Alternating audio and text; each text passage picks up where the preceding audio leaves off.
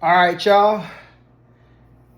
Day 3 post appendicitis surgery. Noticing a few improvements to some degree. It's going to be a short video because it still feels uncomfortable to be sitting down for a long period of time. It's not as painful as it was yesterday, I guess because I had myself in a certain position, but it is still quite discomforting. Some things I noticed today, and sorry I'm putting this video out a little bit late. I had to scale back today a little bit because yesterday I kind of did a little bit too much. I was a bit too ambitious. You're supposed to go for a walk, a couple times a day if you can, just to, avoid blood clots and also to get the blood flowing and to get your body moving so you won't be so stiff. You can't necessarily just lay around all day, right? But everybody's different, and my body wasn't quite ready for the amount of times I went outside. Also had to get my vehicle from the hospital, and I didn't drive. Had my best friend, he drove. Shout out to dope friend. Shout out to my dog Kenny and Ariel, that really helped me out with getting my medicine and just helping me get some stuff organized. Cause what would I do without great friends, right?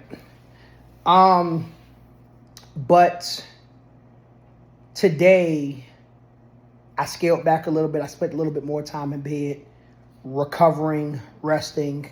I did eat a little bit more today than I have in the past days. My appetite is coming back, which is great. I also noticed, not to be TMI, a bowel movement was produced. The reason why I bring it up and the reason why it's so significant is because they say it typically takes about 2 to 4 days after your appendix is removed for you to produce a bowel movement, because your body is still clearing the anesthesia and the other drugs out of your system that kind of help prepare you for surgery and to also prepare you for post-surgery as well. They do say that the bowel movement is a little bit inconsistent. Like I said, I know it's a little TMI, but just trying to give you my, play-by-play of what's happening to me day by day for now. It is a little bit easier to get out of bed. I will say that it's definitely a little easier to get out of bed. Last night before I went to bed, because they prescribed me 2 medicines. Let me go over here, see if I can. Ooh, that hurts. Ouch. Trying to see if I can go over here and scoot and look at them. The first one was oxycodone.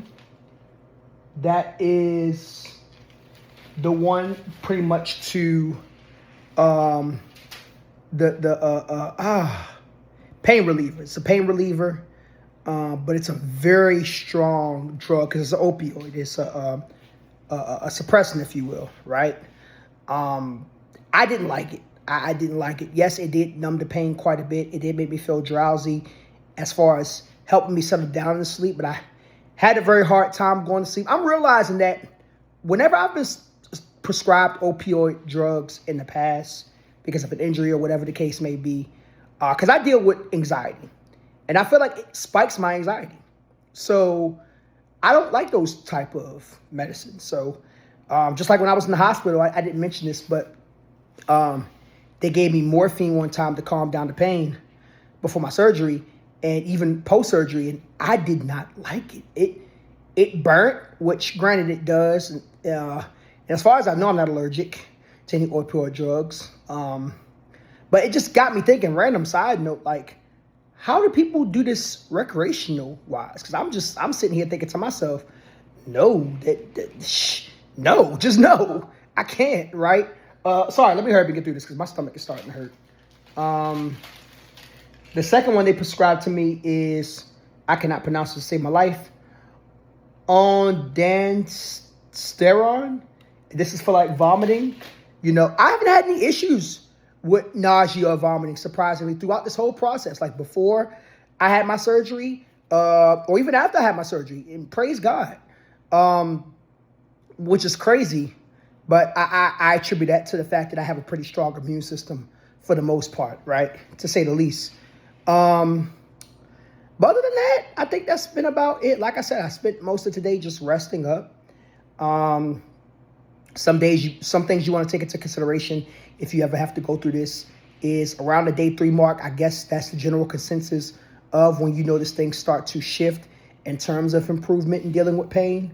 Like I said, I will not take the oxycodone before I go to bed tonight, which is actually going to be in a few minutes from when you see this video, because I'm exhausted. And by the way, fatigue does play a part. I'm still tired throughout the day. That's something I'll just have to adjust to for the next couple weeks. But I'll just take some of my regular pain medicine. You know what I'm saying? That helps me out. I'm not saying it takes away the pain as good as the oxycodone, but it does what it needs to do. And I can relax and just kind of go from there. The sleeping on my back, I ain't gonna hold you. It's annoying, but it's just something that I have to do for the next couple of weeks. I don't think I'll be able to sleep on my side for at least another 10 to 12 days. So it's just something I'm going to have to get used to. Still sleeping on the edge of my bed to make it easier for when I have to use the restroom and things of that sort of nature. But all in all, yeah, that's day 3, y'all. That's day 3. So we're going to try to push through it some more to see where we end up at. Whew.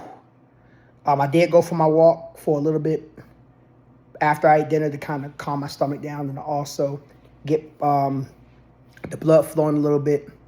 Tomorrow, if I have the strength to do it, not going to make any promises, I'm going to try to do a short regular video because we still got to do some on Smash. And like I said, I want to update you every day, at least for the first 7 days. And I'll do so on a weekly basis after that as far as my journey. One of my good friends, Yemma, shout out to her, she brought something to perspective, and this is something that I want people to think about if you ever have to go through this. It's a blessing to be alive. And more important than that, it's a blessing that I was able to catch this as early as I did. Because what a lot of people don't realize is once your appendix bursts, you're on the clock. If it ruptures, the toxins start spreading to other organs, and guess what? You are as good as cooked if you don't get to an emergency room. So I am extremely grateful that I was able to catch it as early as I did. And that's just something I have to remind myself as I'm enduring this process with so many other things that are going on, which I'll save that for another video. I was supposed to have my 10-year anniversary of Orlando video come out this weekend. I just don't think I'm going to have the energy for it. But I promise you sometime next month, I am going to get that video to you because it's just a lot of things that are coming up that I think are going to be beneficial in the video if I wait. All right. Marcus Frazier from Teachable Tuesdays here to motivate you, encourage you, inspire you to be better you. Thank you for joining me today. Like I said, I'm going to try my best to get you about 2 or 3 videos tomorrow just to kind of make up for time if I have the energy for it. If not, at the very least, I'll at least record this one. Continue to pray for your boy, and the journey continues. Peace.